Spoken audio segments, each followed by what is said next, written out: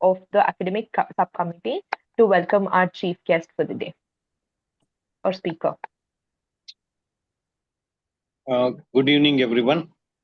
I welcome one and all to this Academic and Medical Education Committee meeting, which is happening every month, online program at 9 o'clock. Ideally, it is happening on Tuesday. So, first of all, I welcome Dr. Chiniwala, sir, President IMA KSP, to this function. In spite of his busy schedule, sir is here with us today. And also, I welcome Suri Raju, sir, Secretary IMA KSB, in his absence. Next speaker, Dr. Balu sir. He is professor and head of the Department of Community Medicine, Subbaya Institute of Medical Sciences, Shivamogga. Sir is also director for Center for Artificial Intelligence and Research and e-health. Sir will be with us. His brief data will be provided soon. The topic is very good. Artificial intelligence tools application in healthcare. A lot of things is there. I definitely agree that whatever the time that is allotted is very short. So I'm very sure that at the end of this today's session, every one of us will be enlightened the way the healthcare is heading towards. I thank Subrata Madam, who is always with us for conducting this program as usual, and also other members of this committee. Also, I welcome them, and most importantly, the attendees who are attending this program. I welcome them once again. Thank you. Aditi, please take over. Thank you, sir. Now I would like to call upon Subhrata Madam to give the IMA prayer and flag salutation. Namaste. IMA prayer. May everybody be happy. May everybody be healthy. May everybody be free from pain. May everybody be free from sorrow. May we be the healing cure beyond every greed and lure. ಧ್ವಜವಂದನೆ. ಭಾರತೀಯ ವೈದ್ಯಕೀಯ ಸಂಘದ ಸದಸ್ಯರಾದ ನಾವು ನಮ್ಮ ರಾಷ್ಟ್ರಧ್ವಜಕ್ಕೆ ವಂದನೆ ಸಲ್ಲಿಸಲು ಇಲ್ಲಿ ನಿಂತಿದ್ದೇವೆ. ಅದರ ಗೌರವ ಮತ್ತು ವೈಭವವೇ ನಮ್ಮ ಬೆಳಕು ಮತ್ತು ಶಕ್ತಿ ಮತ್ತು ಅದರ ಪಥವೇ ನಮ್ಮ ಪಥವು. ಈ ರಾಷ್ಟ್ರೀಯ ಸಂಸ್ಥೆಯ ಮಾನ್ಯತೆ ಪಡೆದ ಸದಸ್ಯರಾದ ನಾವು ನಮ್ಮ ಜವಾಬ್ದಾರಿಗಳನ್ನು ಅರಿಯುವ ಮೂಲಕ ಅದಕ್ಕೆ ನಮ್ಮ ನಿಷ್ಠೆಯನ್ನು ತೋರಿಸುವ ಪ್ರತಿಜ್ಞೆ ಮಾಡುತ್ತಿದ್ದೇವೆ. ದೇಶ ಸಮೂಹಗಳ ನಡುವೆ ನಮ್ಮ ರಾಷ್ಟ್ರಧ್ವಜವು ಉನ್ನತ ಮಟ್ಟದಲ್ಲಿ ಹಾರಾಡುವ ಸಲುವಾಗಿ ನಮ್ಮ ಅಧಿಕಾರದಲ್ಲಿರುವ ಎಲ್ಲವನ್ನೂ ಅದಕ್ಕೆ ಸಮರ್ಪಿಸುವ ಪ್ರಮಾಣ ಮಾಡುತ್ತಿದ್ದೇವೆ. ಜೈ ಹಿಂದ್. IMA ಚಿರಾಯುವಾಗಲಿ. ವಂದನೆ. Thank you, ma'am. Now I would request B.V. Chiniwala sir, President, to say a few words. ಎಲ್ಲರಿಗೂ ನಮಸ್ಕಾರ. ಕೇಳ್ತಾ ಇದೆ ಅಲ್ಲ ಸರ್? ಕೇಳ್ತಾ ಇದೆ ಎಲ್ಲರಿಗೆ? Yes, sir. It is audible, sir. Audible, okay. Yes, sir. Artificial intelligence ಈ ಟಾಪಿಕ್ ಹೊಸದಾಗಿ ಇದ್ರೂ ಏನಂತಲ್ಲ ಬಹಳ ಒಳ್ಳೆಯ ಟಾಪಿಕ್ ಅನ್ನು we have chosen this one. Really ಏನಂತಲ್ಲ ಅದರ applications not only in health care, in other departments also it is helping. So artificial intelligence is a broad field of computer science that focuses on creating machines capable of performing tasks that typically require human intelligence. This includes tasks like learning, reasoning, problem solving, perception, and decision making. So artificial intelligence is used in various fields, including healthcare, finance, transport, and robotics. So this was Sri John McCarthy, regarded as the father of intelligence in 1956 only, and Ada Lovelace is considered as the mother of intelligence in 19th century. She is a mathematician and writer. So today, Dr. Balu is going to enlighten us about the application of artificial intelligence in healthcare. So let us hear his words regarding the artificial intelligence. So thank you. Thank you, sir. Now I would request Suriraju sir, the Honorary Secretary, to say a few words. He'll be joining late, Aditi. We will go to next program. Okay, sir. Now I would request Narayan Murthy sir to introduce our speaker for the day, Dr. Balu sir. Balu sir is not new to this part of Karnataka, is very familiar. As I already mentioned in my welcome speech, at present he has worked in extensively in community medicine field. Right now he is professor head of the department community medicine at Subbiah Institute of Medical Sciences, and also is a director for Center of Artificial Intelligence Research and E-Health. So, sir, today we will be discussing artificial intelligence tools application in healthcare. So, I came to know about this when sir presented this case in UAE. That too, in particular, regarding artificial intelligence in diagnostic sector. In that part, also, sir is very good in using the AI tools in various aspects of the subspecialties of the healthcare. Definitely, it is, and we are all privileged that Balu sir has given consent to share his experience. Sir, I know this is a very short period to cover the entire aspect. So I request you to take over the session, sir. Okay, thank you. I'll just share my presentation.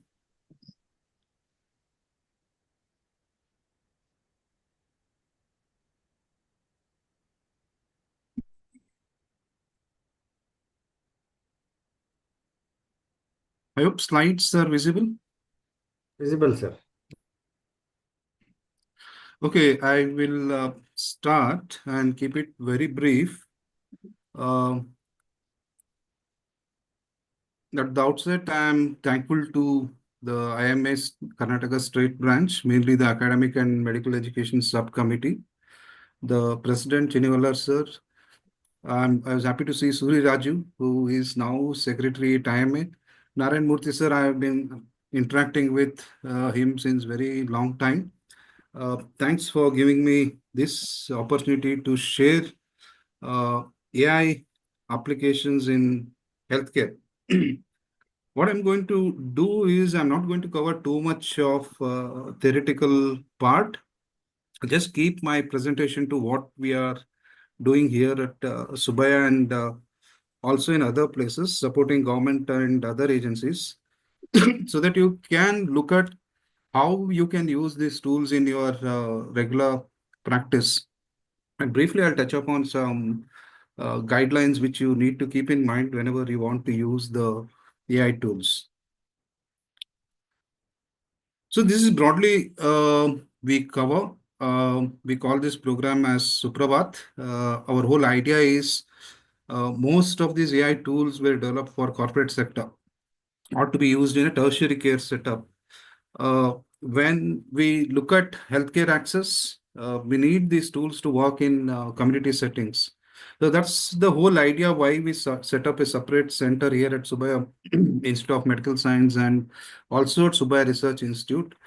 We are exploring how do we take these AI tools which were meant to be used in corporate or a well-controlled environment to community. But yes, there are challenges. We will share few. I'll just briefly touch upon. I'm not going to go in detail because I know it is 9. Just touching upon few aspects, but I would be happy to provide detailed note on any of these tools if somebody wants to get to know further. I'll also mention in the beginning only, as a disclaimer, whatever the products we are sharing, they are all unique when we look at in the Indian context. So there are no conflict of interest. And as far as possible, I tried to mask the name of the companies. So just to give you brief understanding what is machine learning, it's basically we train a computer to identify image or data set. I've just given an example of IMA logo here only. So we train the machine by giving thousands of IMA image, same kind of image or different in case of disease, so that the machine learns. And when I put an image similar to an IMA logo, it predicts what is the machine trained on. Like we trained the machine on identifying IMA logo, so it is predicting IMA logo only. This is what machine learning or AI is supposed to do in a realistic scenario. But this is not the case always. What happens is we train the machine on identifying a particular image or data set, but it starts giving you different outputs. So this is the challenge. You can see here the IMA logo is now changed to 3 different varieties. Now, the reason why this is very key is it's not important to just know and by paramedical people, because if doctor is already there, I'm not sure how well the AI is going to help unless you're working in a big corporate hospital where workload is very high. Yes, in some instances, you can use the AI tools. You can pick where it suits from the presentation which I make. But otherwise, most of our activities focused on how do we take these tools to community level. Now, the biggest challenge when we look at the Indian context, most of the AI tools or AI software companies are not doing well. Particularly the healthcare startups. Because most come and meet you. I'm sure most of the companies may have met you saying, we have a brilliant AI tool which is out of the box and which can help you predict or which can help you diagnose certain disease or certain condition. But the problem is they always think out of the box ideas. And the ideas are the AI tool which is developed when we look at the Indian context, they don't fit into the Indian health system. Means they don't fit into the equipments we have got. So they tweak it and they try to see whether this can be fit into the existing health system or infrastructure which we have got. That is causing a lot of problem also. That is where also we see a lot of healthcare startups failing.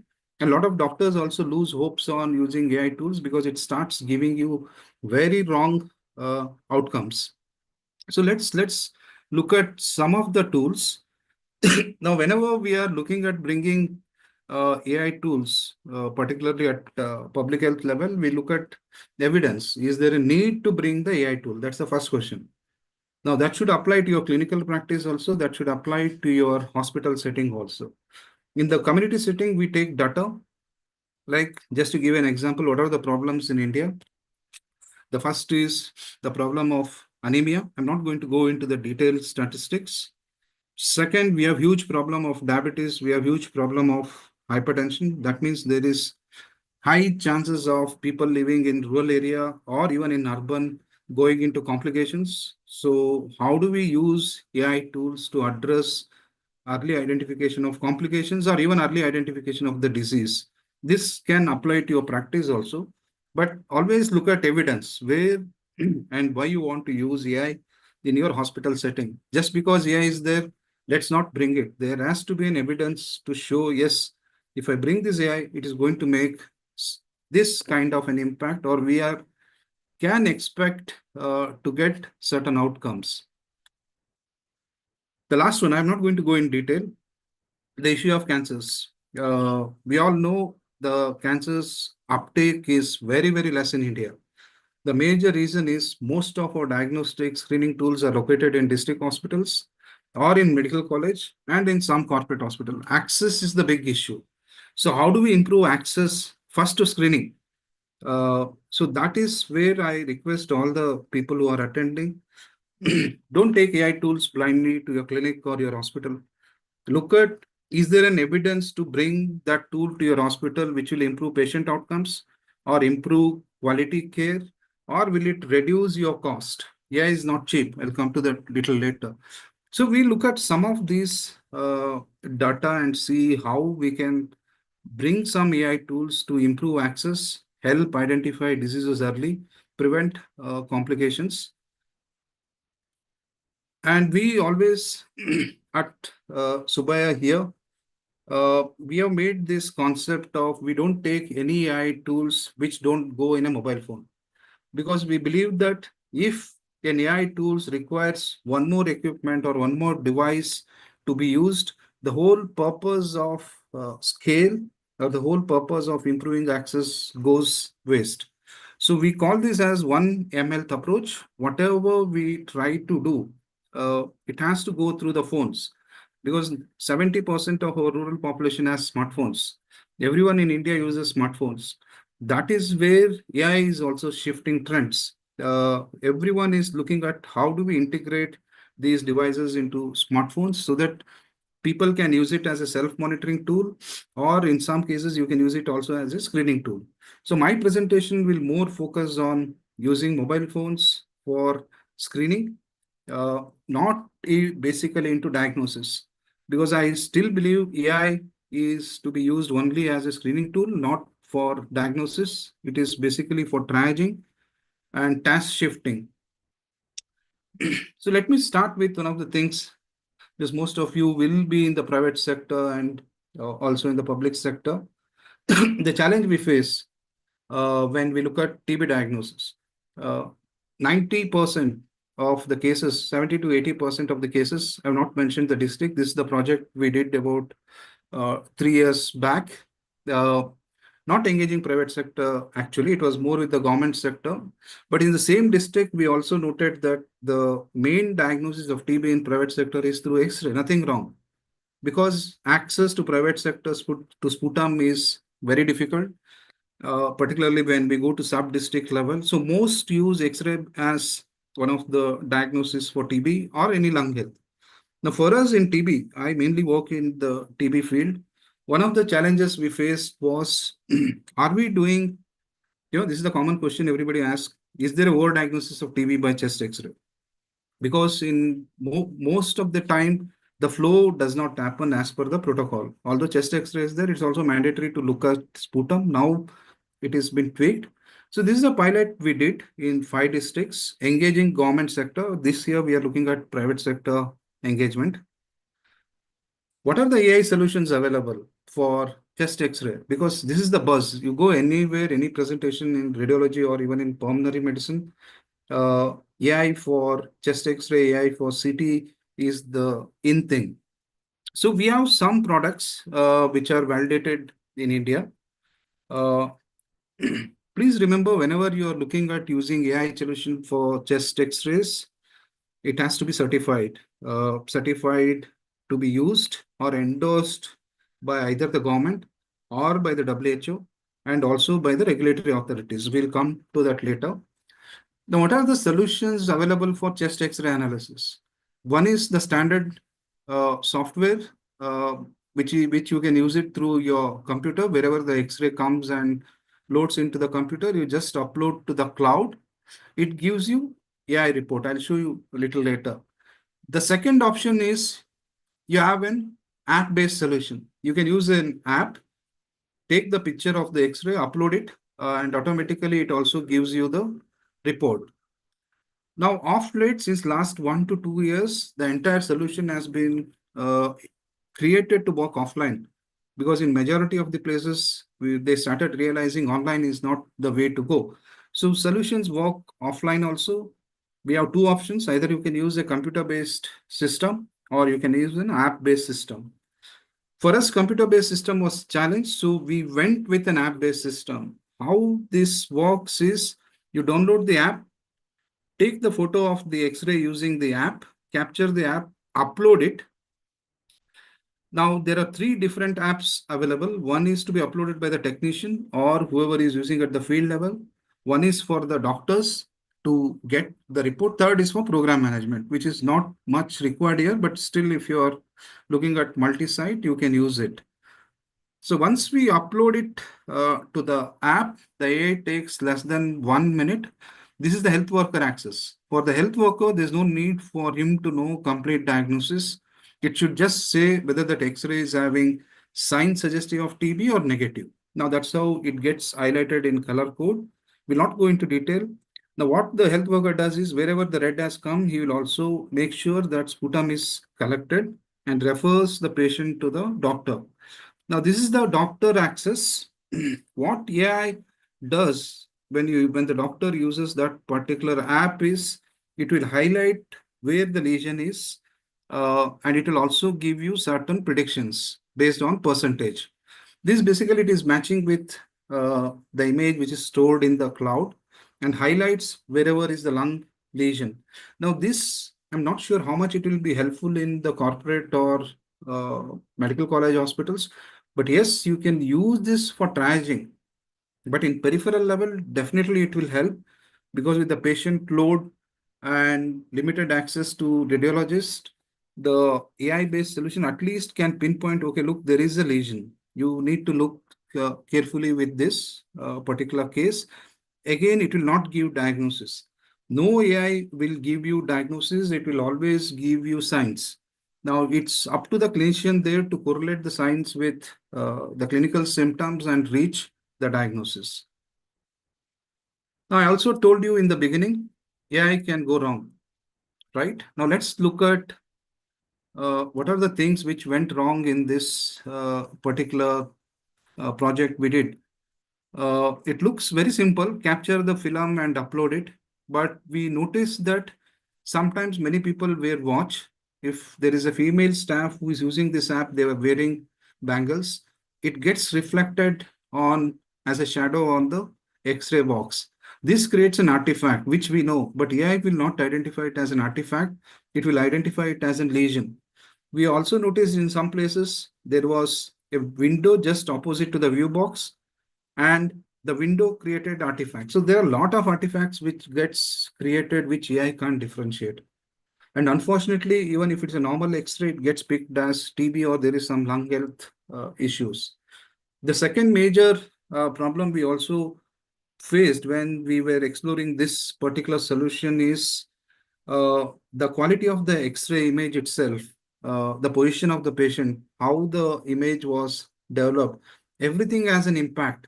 So please look at whenever we are looking at AI, if someone says about negative things, look at why those negative things came. It will be many times due to human error or due to the artifacts or due to the procedure itself. Because AI works as per the program it has been trained on. And this was the first pilot which was done on non-DICOM images, that is JPEG image, and seeing how it works. We did get decent results, about 30% additional yield in these districts when we used an AI-based solution confirmed with CBNAT. Yes, there are positive things, but again, we need to look at where AI can go wrong and what are the things making the AI go wrong in interpreting results. We also later realized that, in the private sector or even in the government sector, most of the X-rays come to the WhatsApp or to the social media platforms like Telegram or WhatsApp, because prints are only given if the patient needs it or if the doctor asks for it, even in the private sector. So the way forward is, somebody had tried this long back during COVID time, where you send an X-ray to the WhatsApp, it automatically analyzes, triages and gives you a report. That is where the whole thing is shifting. We are also working on a Telegram-based chatbot linked X-ray interpretation. Again, there we are not making AI to be perfect, whether this X-ray is normal or abnormal. So there is gradual shift from computer-based solution to app-based solution to a chatbot. So you can expect some chatbots to come in commercial form shortly. There are already pilots happening. So this is how the whole chest X-ray AI is working. But again, it is very expensive. Each chest X-ray AI, I believe it will cost you not less than 90 rupees. So who is going to bear the cost? So cost is one thing which is very detrimental to scaling up any image-based AI solutions unless there is volumes. Now I'll move on to the next part of the session. Again, I'm focusing more on lung health because that's our priority area of work. We see so many respiratory issues in day-to-day practice. More so when we are looking at TB, late diagnosis is becoming the major challenge for us. Although we have field staff, we have everybody, but how do we pick TB cases early, or how do we pick lung disease early is the key question mark. That's what we are trying to pilot, one of the things. Now, we all know one of the key symptoms which is any of the lung disease is cough. And there is a lot of interest which has come in this area. At least in Western countries, they already started it. It's called as acoustic-based surveillance. Acoustic-based surveillance means voice-based surveillance. They're doing every 3 months profiling of their entire community using AI to analyze cough sounds. Okay, so every 3 months, if you are analyzing your population, this is not possible in Indian context, but yes, we can try. You will get to know how the respiratory epidemiology is shifting, and you will also come to know how quickly you will be able to pick this disease. This is what we are trying to do. As of now, we are trying it in the college. We want to take it at community level. Just you need to keep your phone about 4 to 8 inches away from the mouth. Bring an induced cough, do the cough sound recording for 10 seconds, and it will guide how to do the cough recordings and all. We need to have minimal external noise, and they have made a provision where it automatically rejects also if the cough sounds are not collected properly. Now, what this does is it analyzes the cough sound pattern, that waves, and gives you a report. What we are looking here is the pattern. We are not worried about the lung health index and other things because it's based on a lot of other parameters which is not validated. Lung health index, as of now, it's more of the thing which has come from the company, not certified or validated anywhere, but the pattern is being validated and it has been certified. So it gives you three patterns. Either the pattern what is coming out is normal. Second, it can be obstructive pattern, restrictive pattern, or mixed pattern. Now, how this works is when you go to the community, we do the screening, look at the pattern coming, make the patient again wait for 5 minutes, repeat, see if the pattern is matching. Any AI tool, we need to be careful because a lot of things, as I said earlier, it can impact the results. So once somebody is having consistent result, we refer them for further checkup, mainly with the focus on tuberculosis. So this pilot is happening in many states, mainly focusing on overall lung health with focus on TB. We need to see how the results come. As of now, we are looking at using it only in the college, trying to understand developing protocol. Once somebody is obstructive, what next? Can we develop some checklist along with this so that we make sure we don't unnecessarily refer people to the tertiary care center? I'll just move on quickly to the next one, which is on breast cancer. It has now the leading cancer in women. Again, major challenge is access. Either you have to have access to mammogram or the patient has to come for ultrasound, again, which are located at district level or in some few hospitals. So picking case early is the key. Now, we have two solutions as of now in the Indian context, which have been widely used. One works on thermal imaging, what you're seeing here. The other works on sensors, palpating sensors. Now, the sensors detect based on the thickness of the skin whether there is any possible lesion or not. I'm not saying malignant lesion. Both these technologies work in identifying is there any lesion in the breast. It can be malignant, it can be benign, which has to be verified further. So these devices are basically to be used at community level. They are used widespread in many states as a part of community screening. We are having some experience of using thermal imaging, which I will share. This is basically touch-free, radiation-free. There is no pain. Again, keeping with our concept, we take only those devices for use which goes with the phone. What you're seeing in the bottom, that black box kind of a thing, is the thermal camera. Okay, so you can fit it to any mobile phone, install the software, you can run this screening tool. We capture 5 images in different positions so as to capture the entire contour of the breast. The woman has to come, just sit in front of the device. The camera is not visible. It goes inside the box just to make sure that they don't get frightened. And this camera has been disabled. It will not capture the real images. Every image which comes automatically is a thermal image. because we need to keep the data privacy in mind. And 5 images are captured. Before that, it takes around 10 minutes to cool the body because it works on thermal pattern detection. So if we don't cool the body, it may pick wrongly some sites as, okay, there may be a lesion. So we take 5 images. If the AI automatically analyzes whether you've taken the image correctly or not, whether the body is cooled, it gives you a tick, upload it, you get a report, which is again, they say it's Birat score. We don't worry too much about that. What we look is there any thermal patterns? You can see here, nowhere in the breast, there are thermal patterns. That means it is normal. There are 3 color coding, green, orange, and red. Green, it's fine. But still, we do CBE when we go to community level. The red, you can see a lot of thermal patterns are seen in the breast. I'm not saying it's malignant. There are thermal pattern, means there is some lesion. So this woman automatically it gives you recommendation that she has to be followed with ultrasound. So we bring them to the college, do the ultrasound, and see.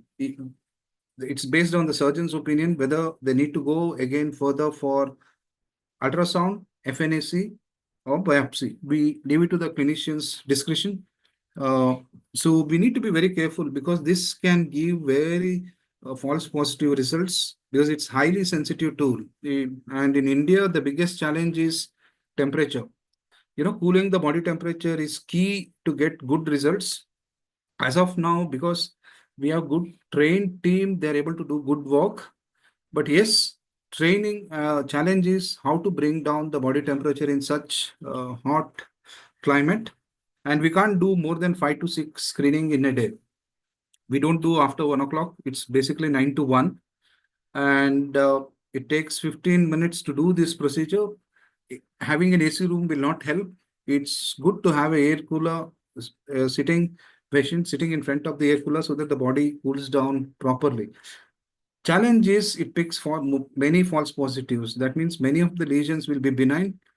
But as of now, we don't have any other option at community level to do this screening. So to improve the yield, we need to have good initial screening at community level by your community staff, or if you're implementing in your hospital, you need to look at how and who will do the pre-screening before we subject everybody to such device. It may be thermal or iBreast or whatever device. The next upcoming technology, which is gaining much momentum, is PPG. Now, this is a new thing, scaled up rapidly, something like our pulse oximeter. How it works is, we keep the finger on the mobile phone camera. It measures the reflection of the light passing through our finger, and it creates a pattern. There are different color-coded lights. We'll not go in detail of technology. It creates a pattern, and AI analyzes that reflected pattern and matches with the disease or the investigation what you're looking for. I'll show you some of the example. This is the major upcoming field in the AI area. Wherever you go, you see this technology coming up. One of the things which we also used is, this is also certified CDSO and ICMR verified device, where this device is used based on same technology. We need to keep the finger. You're seeing here, they have kept the finger. These are our staff from my previous college at Chitradurga. So you need to keep the finger in the slot which is given in the device, and mainly the left ring finger. It will take less than a minute to get the hemoglobin values.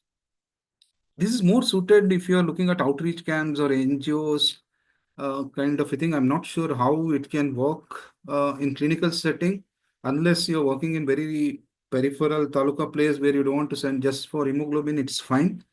Otherwise, it's very good device for outreach. Now, the challenges also I'll mention here.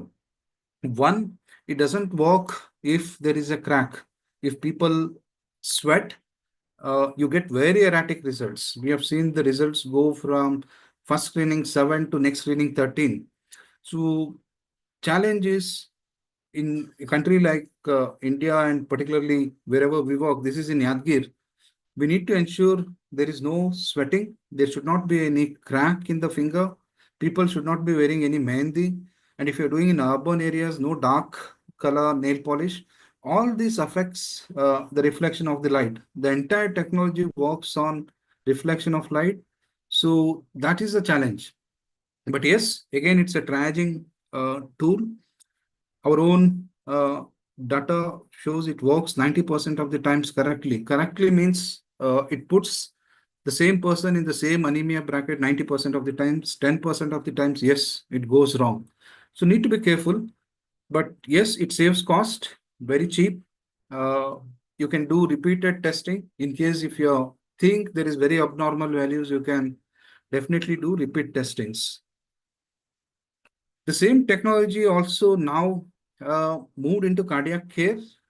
This is copyright, so I can't mask the slides.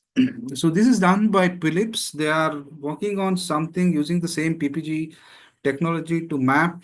They call it something called as heart health. What it measures is balance, endurance, aging trends, and stability. So it's a 5-day kind of an measurement. It takes around a minute every day. And at the end of the 5 days, it will give a score, which they call it as beat score. They have made some classification. These are all validated. Now, one of the things what of interest to me is, can we use this as a cardiac profiling, means cardiac screening at community level, or even if your patients are coming? This is mainly used as an individual self-monitoring tool where patients, or if somebody, an individual wants to use, he can use it. And for each of the parameters, if something is high, it gives a guidable on what the patient or the person is supposed to do and when he is supposed to consult the doctor. So this is very interesting. We need to see how it works in community setting and how it correlates with cardiac findings. We are still exploring this, but some colleges have started using it in their OPD, particularly in the cardiac divisions. Some are also using it in their preventive cardiology clinics. But again, need to be careful because, as I told, it uses PPG's signals, finger. So a lot of things can go wrong. And recently, I also came across same technology for being used for face. You just need to go sit in front of that camera and it automatically calculates most of the vitals. But again, we are not sure whether they are certified, validated. Need to relook on certain things. These are, I don't know how far it will be useful for you. I felt I'll also share some apps which are very free, can be used by anyone if you're at community setting or peripheral setting or even in any hospital. This is WHO ICE. What they've done is they put the Sneller's chart inside the app. You just need to download the app. You're seeing the Sneller's chart. The person whom you're testing, they just need to point the fingers like what we do in our regular ophthalmology clinic. But this is very useful tool, particularly if we are doing in school health checkups or if you're doing mass screening. This could be helpful than Sneller's chart. It gives you a report at the end of testing of both the eyes. It shows you whether there is a good vision or if the vision is poor. It will not tell you bad vision. And it also gives you guidance on whether the patient needs to be referred or not. These are tools which are mainly developed for use at community screenings. Need to figure out how it can get integrated into your own clinics. So next biggest challenge in India we are facing right now is hearing impairment. With the use of headphones, with the use of music, we spend on an average 1 to 2 hours. Students mainly spend 1 to 2 hours wearing headphones, listening to music or films or even talking. So hearing impairment is becoming big challenge. And we can't take audiometry everywhere. And it's so difficult also to bring people for audiometry examination, which becomes expensive. WHO has come out with this tool, which is called Hear WHO. Very simple. You need to have a good, simple headphone, not the one which we use for listening to music. Still, for individual hearing, it is fine.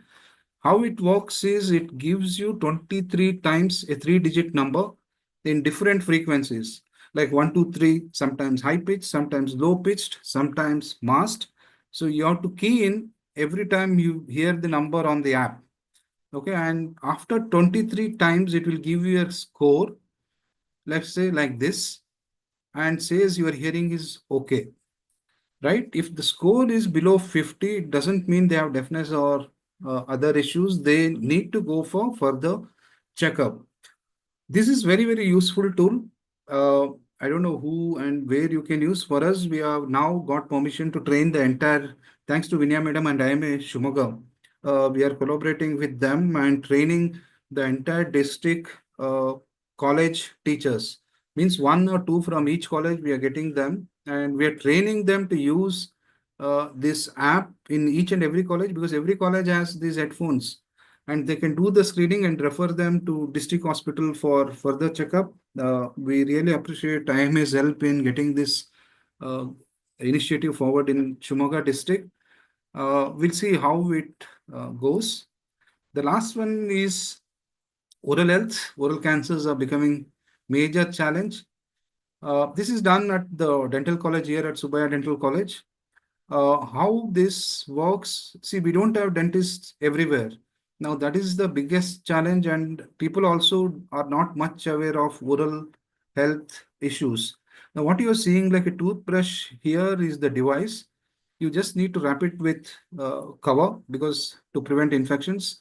Keep it in the oral cavity, take images. If you're a dentist, definitely you can take image from where the lesion is. We are all not dentists. So how we have trained our team is you mark as much large area. This is the marking what you're seeing. Just mark as much large area as you want. You are able to see from the oral cavity from different sides. Don't worry whether there is a lesion or not, because that is the job of AI to find out.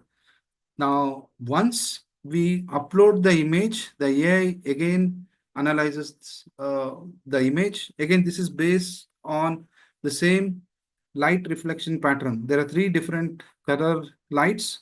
So every light has different, every color light has different intensity. So based on that, it will categorize whether there is any malignant, potentially oral malignant lesion or not. And there is always a color coded thing available because we are not dentists. So if it's in green, appears to be safe as per AI, but good to check, having some checklist also. These are real images taken from our Subaya Dental College. Here you are seeing one of the patients where it has marked them in yellow and red. Now, one of the feedback we got from Dr. Suma, who is the HOD oral pathology, is it is unable to pick normal variations in the mucosa.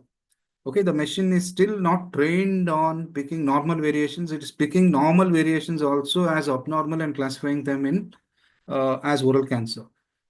So we need to fully understand AI before it is taken to community where and how it is misclassifying.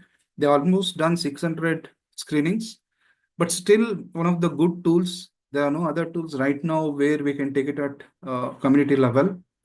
There are also a lot of, you can Google and see Apollo has come out with an oral health clinic in partnership with Colgate, where you need to just take 4 or 5 images of your oral cavity, upload it. It's not for oral cancer. It analyzes the image, not the full oral cavity. It analyzes the gaps, I believe. I don't know how they are able to get it done. Looks promising. It will at least triage and say whether you need to go for dental health checkup or not. I think they may be looking at the gaps in between the tooth. Interesting one. Try it. It's there. Just type Google Apollo Colgate online oral health assessment. And one thing is, it will also connect you to the doctor. I don't know whether it's for promotion or what. It will connect you to the doctor from where you have actually submitted your images. So there is an issue of data privacy there. Yeah, but it's up to individual to see whether he wants to go for online consultation. EHR, I think many of you would be using. Just be careful with the EHR if you're using, which is AI based, because most of the data sets which the AI enabled EHRs are trained are not from India. So it can go terribly, terribly wrong. Therefore, yesterday I had a demo of one of the EHRs, which was developed using the blood pressure data sets or the cardiac data sets of US. So it can go wrong. This is still in infancy. But yes, there are some good EHRs which can prompt you uh, to ask next questions, or it can prompt you to look at what are the possible investigations you need to do, or some prescriptions what you can give, but they're still in infancy. AI-enabled EHRs, how it should work is I type all the symptoms. It should predict not only the disease what the person has now, but it should predict based on these parameters what is the next 5 years chance of he getting cardiac disease or diabetic. There are some tools which are Western. I have not put it here, but I'll share it with Murthy sir so that somebody wants to explore, you can explore. But do remember they're all Western data set, but it will give you an idea of where AI-enabled EHRs are moving. In Western and European countries, they have developed it. They predict if a patient comes, what is his chance of getting other diseases. A lot of efforts have gone into cervical cancer. Again, the issue is data privacy. We need to capture the image, upload it. It doesn't make sense for me, at least. If the biggest challenge in cervical cancer screening program, other than medical college or Taluka hospital, is if you go to community, our CHOs, some of them are not trained to do speculum. Two women are not comfortable undergoing speculum. So it kills the whole purpose of developing an AI. There is one which has been developed in collaboration with, I believe, ICMR and DBT supported, which looks promising. It doesn't take image. It's something like a scope kind of a thing. We just need to insert, it captures a 360-degree image and AI analyzes it. We have not used it. I've seen the demo. That is the only thing which looks promising. Otherwise, all the AIs which are available in cervical cancer basically captures the cervical image either after staining it with leukocytine or acetic acid. So if you're able to do all those procedures, I don't know what AI will do. AI should be as simple as possible, and that is the challenge they are facing in cervical cancer, except for this scope, which is still being piloted. Before I finish, please look at all the terms and conditions wherever you are using AI tools, how and what purpose the data gets shared, how they are going to share. This is very critical. For all our AI programs, we take consent. Patient needs to be informed that his data will be uploaded for AI analysis. And if patient asks, we have to give the AI report. It's good to give the AI report also, but we need to be careful. Patients in Indian context still are not aware of AI can go wrong, right? If AI says there is a lung cancer and you say there is no lung cancer, and unfortunately after 6 months he develops lung cancer, he can sue us. So need to be careful with AI and how we share data both with the softwares we use and also with the patients. This is the last thing I want to communicate. If you want to use any AI tools, unless you are in a medical college, take an ethical board approval to do validation of a product, it's fine. Otherwise, everything has to be approved by CDSO. All the software AI, now they come under software as a medical device. If you're using it for screening, diagnosis, or even treatment, some of them use it pharmacology for treatment purpose. Everything comes under software as medical device. I'll share there's a 3-page handout on software as medical device. They get categorized as A, B, C. So if you're using any software as medical device, please ask that company to give, whereas is it got CDSO certification? And if yes, whereas CDSO categorize this AI tool under software as medical device, whether it's A, B, or C, because each has different use and different level of applications. Without this, please don't use it in your commercial setting. It could be legal trouble. So finally, to conclude, I always feel should be used as aid, and I personally believe it should not be used for diagnosis. As of now, no AI is perfect, and it will never be perfect. It will go wrong. Better thing is use it for triaging, or if your nurse is there, you can use it for task shifting. She can do some initial screening, or if you are having huge volumes of X-rays, 100, 200, it's difficult to screen each and every X-ray. There you can use just X-ray AI for triaging the X-rays so that radiologist gets on time to look at all those positive X-rays first.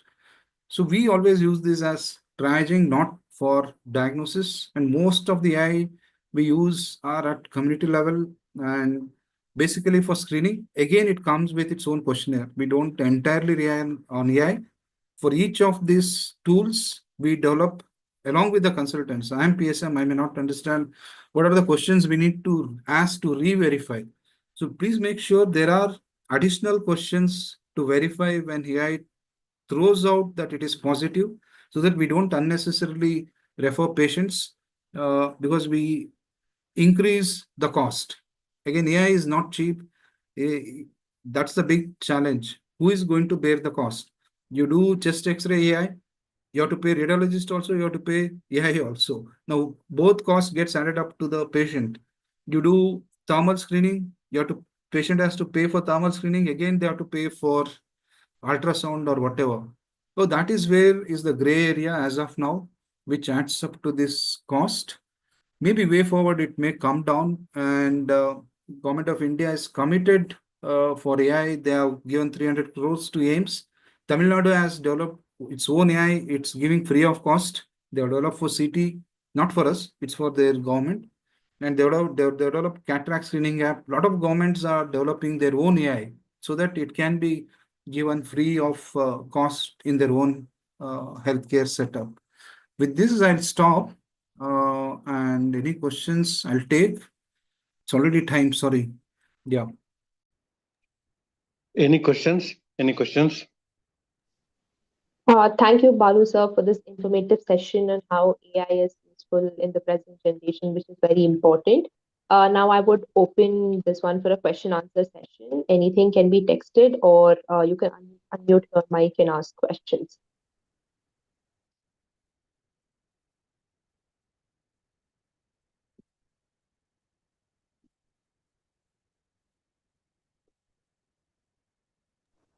Thank you, Balu sir. Sir, I have just a question. I mean, your opinion. As doctors, should we be afraid that it is going to replace us? No, ma'am, I don't think it's going to replace any time. See, at the end of the day, this will be used as triaging tool. Okay. Because at the end of the day, the AI company is not liable for any legal suit arising out of wrong diagnosis. It's the doctor, right? So I don't see anywhere it can replace, but yes, there are a lot of things which can go into commercial mode. As I just mentioned, companies can come out in their own website saying you upload your image, we analyze AI and provide teleconsultation. That's my worry.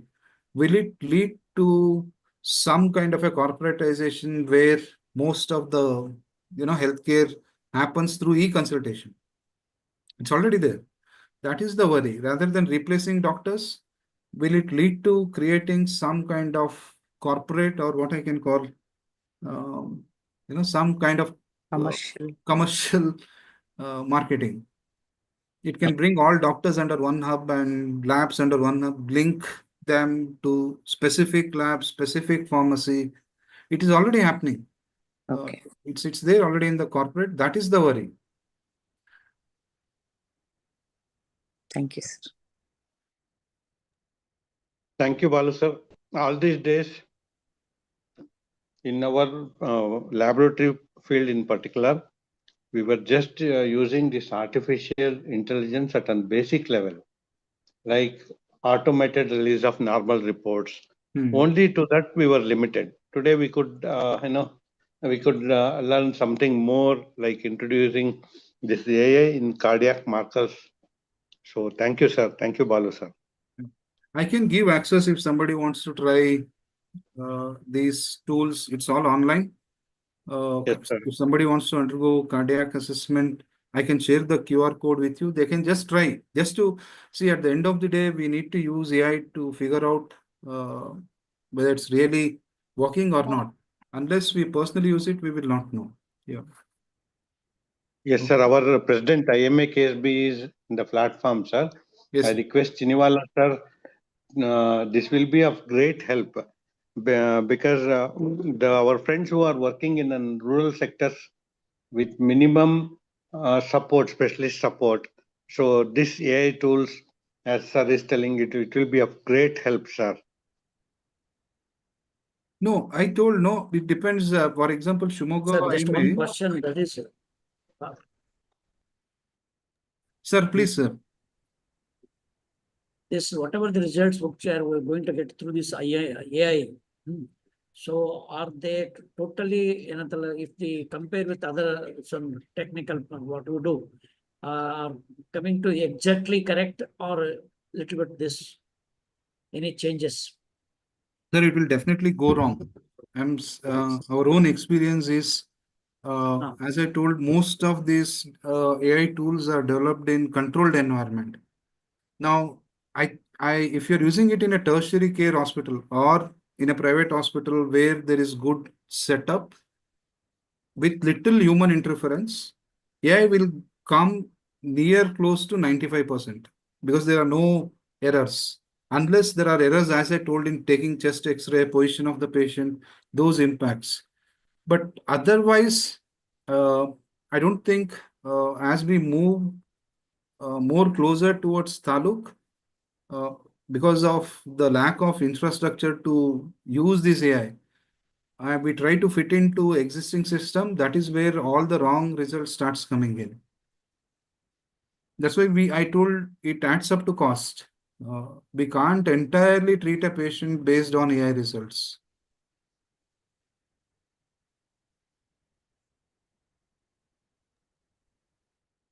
Means only for the screening purpose in the rural areas is definitely it is going to help in coming days. Yes, sir.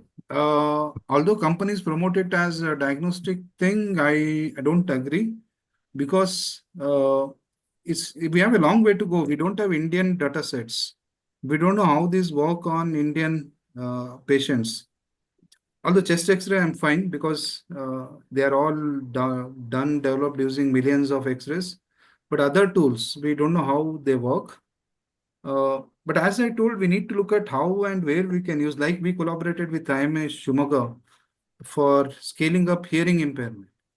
So there are many tools where it can be used to scale up. For example, if some IMA is working on anemia screening, instead of spending too much money on strips where we know the results are not accurate, we can use non-invasive devices. So that it's more useful in how IMA or its members want to use it. Here we have collaborated both for hearing and vision with IMA local branch. And thanks to Vinaya Madam and the president here, Sridhar, who are helping us with the district. We also link the patient to the government setup only, sir, so that they get free treatment also. Yes, sir. Any other questions? Sir, I should mention, Sir CV is vast, sir. At least I should mention 2 points here. I'll take my time this time. Sir holds MPhil in Hospital and Health System in Management of BITS Pilani and also awarded prestigious BM Patil Oration Award 2017 from Community Association of Community Health, sir. Sir, congratulations, sir. Really, today's session was Congratulations. excellent. So we were just sitting in front of the mobile for 1 hour. I don't know how 1 hour went. Actually, very good presentation, sir. No, sorry, Please, I really took time, although I told it will be 30, 40 minutes. No, sir, it was very interesting actually. So thank you very much, sir. Aditi, please continue. Thank you, sir. Now I would request Swapnil to do the vote of thanks.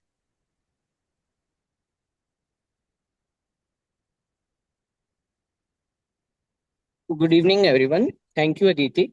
So it's my privilege and honor to deliver the vote of thanks. On behalf of IMA MSN Karnataka, I extend my heartfelt gratitude to all those who made the event a success.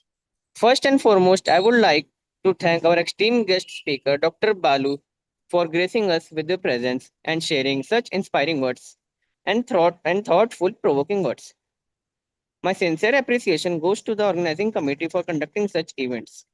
With that, I once again thank you each and everyone for your participation.